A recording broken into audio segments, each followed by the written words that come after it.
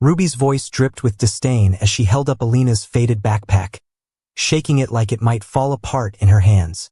Looks more like something you'd find at a lost and found sale.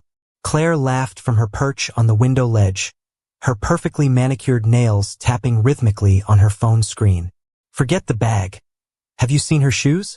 I didn't know thrift stores even sold things that outdated. Alina sat quietly on her bunk, her textbook open but unread. She felt their stares like daggers, each word a calculated jab meant to humiliate. It was always the same snide remarks about her clothes, her things, or the fact that she didn't fit their idea of belonging. Hey! Earth to Alina, Ruby called, tossing the backpack onto the floor. Did you hear what I said? Or do I need to speak slower? Alina looked up, her expression calm despite the fire burning in her chest. She had mastered the art of keeping her cool, letting their words roll off like water on glass. But inside, every insult fueled a growing resolve. They thought they had her figured out, a quiet, penniless girl who was too meek to fight back. What they didn't know was that she was the daughter of one of the most powerful billionaires in the country. She had chosen this life to escape the suffocating expectations of her family, to prove she could stand on her own. But Ruby and Claire were about to find out just how wrong they were. Ruby smirked, leaning against her desk. What's wrong, Alina? Cat got your tongue? She tossed her sleek hair over her shoulder, exuding confidence. Oh wait, I forgot. You probably can't afford one of those either. Claire cackled from the window. Classic Ruby. She always knows how to sum it up, doesn't she? Alina's grip tightened on her pen. She took a slow breath, steadying herself. Reacting now would only give them satisfaction. She had endured their mockery for months, but their latest antics were pushing her patience to its limits. She glanced at the clock on the wall. The day wasn't far off when they would learn the truth, and that thought kept her steady. She gathered her things and stood, forcing herself to remain calm. If you're done, I've got a study group to get to, she said evenly, her voice soft but steady. Ruby scoffed. Study group? Oh please, is that what you call sitting alone in the library with your nose in a book? Claire leaned closer, fake curiosity lighting up her face. Wait, maybe she's actually part of one of those nerdy clubs where they talk about calculus for fun. Sounds like her style, doesn't it? Their laughter echoed in the room as Alina walked out. She didn't let them see the way her jaw clenched or how her hands shook ever so slightly. She needed to be patient, just a little longer. By the time Alina reached the campus library, her mask of composure had cracked. She slumped into a chair in a quiet corner, pulling out her phone. There it was, a text from her father. Dad, the event is confirmed. Do you want me to arrange transport? Or will you be taking your car from the city? Her car. It was one of a fleet, a custom-designed sports vehicle she had deliberately left in the city to keep her identity hidden. No one here knew who she really was. To Ruby and Claire, she was just a poor scholarship student. To the world outside, she was Alina Knight, the heiress to the Knight fortune and one of the wealthiest families in the country. She tapped out a response. Me, no need. I'll manage. Just let me know the time. Alina stared at the screen. The event would be her father's annual gala, an extravagant affair attended by celebrities, politicians, and business moguls. For months, she had avoided these obligations, carving out her own life away from the suffocating wealth and power her family wielded. But now, she wasn't so sure she wanted to keep her identity a secret. If Ruby and Claire thought they could treat her like dirt, they were in for the shock of their lives. A few days later, Ruby and Claire sat in their usual corner of the cafeteria, gossiping loudly about their weekend plans. Oh, I just have to show you the new shoes I got, Ruby said, pulling out her phone. Limited edition. Like they only made 50 pairs. Ugh, you're so lucky, Claire sighed. Meanwhile, I'm stuck with last month's fashion. The horror. Alina walked by with her tray of food, keeping her head down. She wasn't in the mood for another confrontation, but Ruby spotted her anyway. Hey, Alina, why don't you join us? Ruby called, her voice saccharine sweet. Alina froze. She knew better than to take the bait, but something about Ruby's smug smile made her pause. She walked over to their table and stood still, her expression unreadable. "What is it now?" she asked softly. Ruby leaned back in her chair. "Nothing, really. Just wondering if you've ever thought about, upgrading your wardrobe. You're embarrassing all of us." "Honestly," Claire giggled. "I mean, we're doing you a favor by telling you this. Who else would?" Alina didn't respond. Instead, she reached into her pocket and pulled out her phone. With a few taps, she opened an article on the upcoming Night Foundation Gala and slid it across the table. Ruby glanced at the headline, her brow furrowing. Knight family to host annual gala. A night of philanthropy and prestige. "What is this?" Ruby asked, confused. Alina tilted her head slightly, her voice calm but laced with steel. "You should read the guest list." Claire peered over Ruby's shoulder, her eyes widening as realization dawned. There it was. In bold print, Alina Knight, daughter of billionaire philanthropist William Knight, confirmed as a special guest. Ruby's face drained of color. "You're kidding." "Wish I was," Alina said with a small smile. "But don't worry, you won't have to see me in these thrift store clothes much longer. I'll be debuting something a little more appropriate." She picked up her tray and walked away, leaving Ruby and Claire gaping in stunned silence. The next few days on campus were eerily quiet around Ruby and Claire. Alina continued to keep to herself, but she could feel the tension brewing. It was clear they had been shaken by what they'd read. Yet, she knew their bruised egos wouldn't let them back down so easily. Sure enough, Ruby struck first. It was during a lecture. The professor was wrapping up his talk when Ruby raised her hand. "Professor, I was just wondering," she began, her tone dripping with fake curiosity. "Do you think it's fair for some students to, buy their way into programs?" Asking for a friend, of course. A ripple of laughter spread through the classroom. Alina didn't flinch, even as several students turned to glance at her. The professor frowned. "Our university prides itself on its merit-based admissions. Ruby. I'd hope that all students here earn their place through hard work and talent." Ruby's smirk faltered slightly, but she wasn't done. "Oh, absolutely. But sometimes connections help, don't they? Like when your last name opens doors that others don't get to walk through." Alina met Ruby's gaze across the room. There was no anger, no reaction. Just a calm, steady look that made Ruby shift uncomfortably in her seat. Later that evening, Alina sat on a bench in the campus gardens, scrolling through her phone. She had made a decision. Her patience was wearing thin, and it was time to remind Ruby and Claire that wealth wasn't just about money. It was about power, influence, and knowing how to wield both. Her father's assistant had sent her a message earlier. "The gala arrangements are complete. Would you like me to extend an invitation to your classmates?" Alina smiled. Oh yes, she thought. This is going to be fun.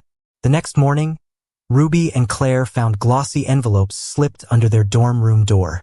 Ruby tore hers open, her eyes narrowing as she read.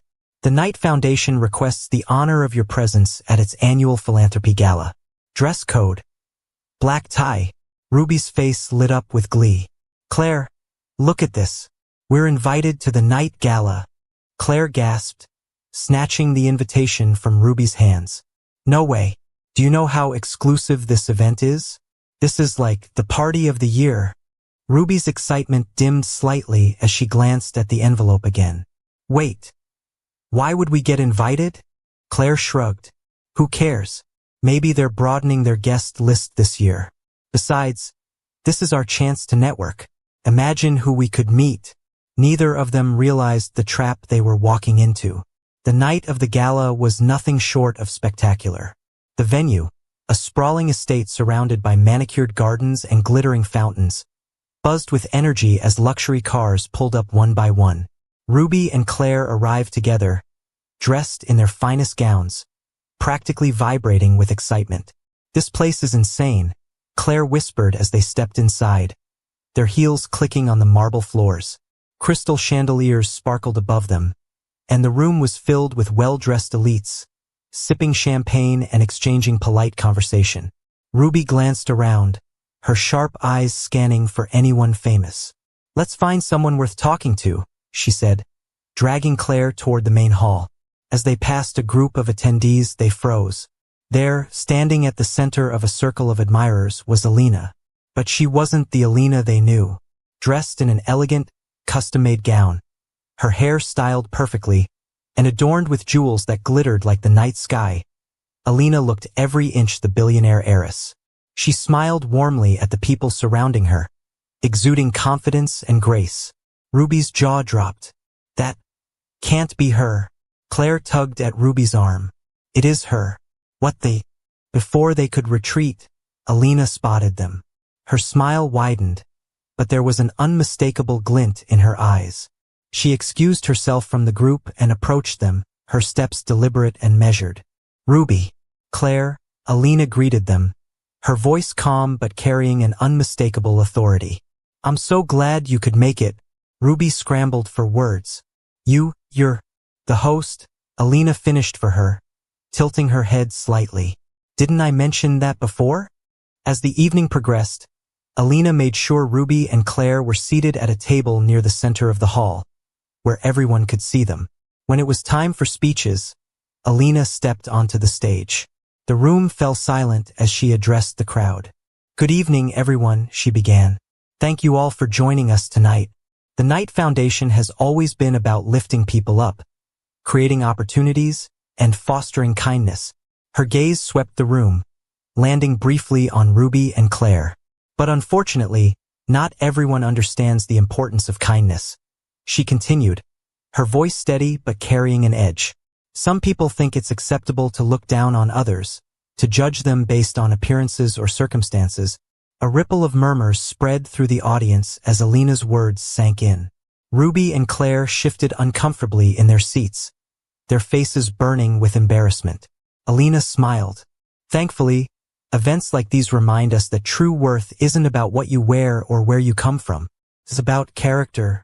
The applause that followed was thunderous, but Ruby and Claire sat frozen, unable to meet anyone's eyes. Ruby and Claire spent the rest of the gala in stunned silence, sipping their champagne as Alina moved gracefully through the crowd, greeted by dignitaries, business magnates, and celebrities. For the first time in their lives, they weren't the center of attention. Claire leaned closer to Ruby, her voice a harsh whisper. What are we going to do? She's like royalty here. Ruby clenched her jaw, her pride wounded. I don't know, but this doesn't make sense. She's been living like a pauper in that dorm room all this time. Why would someone like her hide this? I don't know, Claire replied nervously, her eyes darting around the room. But if she tells people how we've treated her, Ruby's stomach churned. For the first time, she realized that their actions had consequences, especially now that they knew who Alina really was. The next morning, Ruby and Claire dragged themselves back to their dorm room, still reeling from the events of the night. They hadn't dared to approach Alina again at the gala, choosing instead to slink into the background. But the damage was already done. As they entered the room, they found a note on Ruby's bed, written in Alina's elegant handwriting. Good morning, ladies. I hope you enjoyed last night. Just a reminder, kindness matters. You'll hear from me soon. Alina. Ruby crumpled the note in her fist, her face red with anger. She's messing with us. She's not going to do anything. Claire wasn't so sure. You didn't see the way people were hanging on her every word. She could ruin us if she wanted to. What if she tells the school administration? Or worse, her father? The following week on campus was a nightmare for Ruby and Claire. The story of Alina's true identity spread like wildfire after the gala. By Monday morning, everyone knew that the quiet girl in the dorm room was none other than Alina Knight, the billionaire heiress. Students who had previously ignored her now went out of their way to greet her, offering compliments or asking for favors. Professors treated her with newfound respect, and even the dean stopped by one of her lectures to personally commend her philanthropic work. For Ruby and Claire, it was as though the tables had turned overnight. Hey, Alina, one of their classmates called out in the cafeteria. Are you free this weekend? My dad owns a yacht. We could host a party in your honor. Ruby clenched her fork so tightly her knuckles turned white. This is ridiculous, she muttered under her breath. Claire poked at her salad, her appetite gone. It's not fair, she whispered. She didn't do anything to deserve this. Ruby scoffed. She's just lucky. That's all this is, luck. But deep down, even Ruby knew it wasn't luck. Alina's composure, her intelligence, and her quiet strength had always set her apart. The only difference now was that everyone else could see it too. One evening, Alina returned to the dorm to find Ruby and Claire sitting on her bed, waiting for her. Ruby stood as Alina entered, forcing a smile that didn't reach her eyes. Alina, Ruby began, her tone unnaturally sweet. We just wanted to say we're sorry for, everything. Alina raised an eyebrow, setting her bag down. Sorry, she repeated, her voice calm but skeptical. Claire nodded eagerly. Yeah, we didn't mean any of it.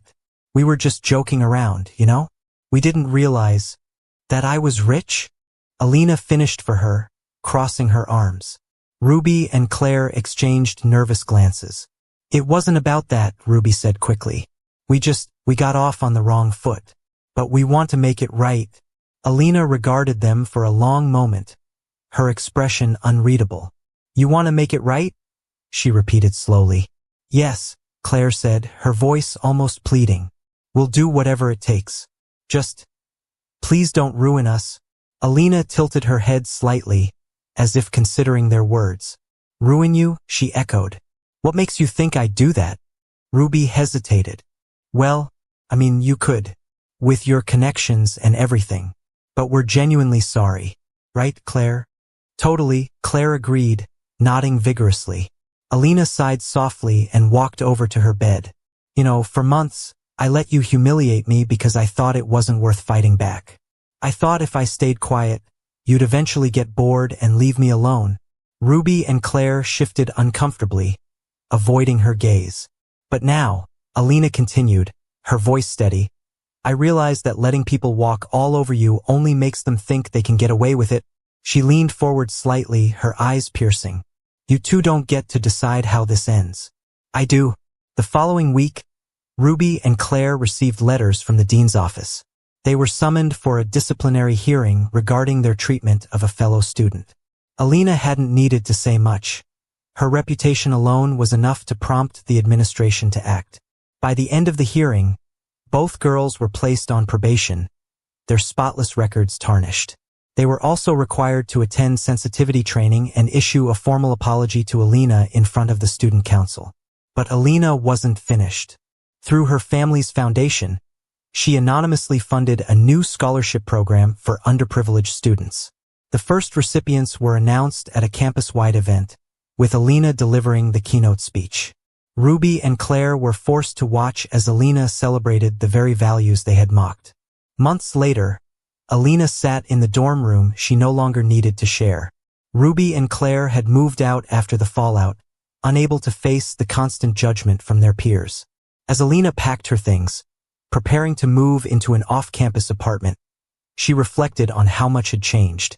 She had learned to stand up for herself, to embrace her strength without losing her kindness. And as for Ruby and Claire, they had learned a lesson they would never forget.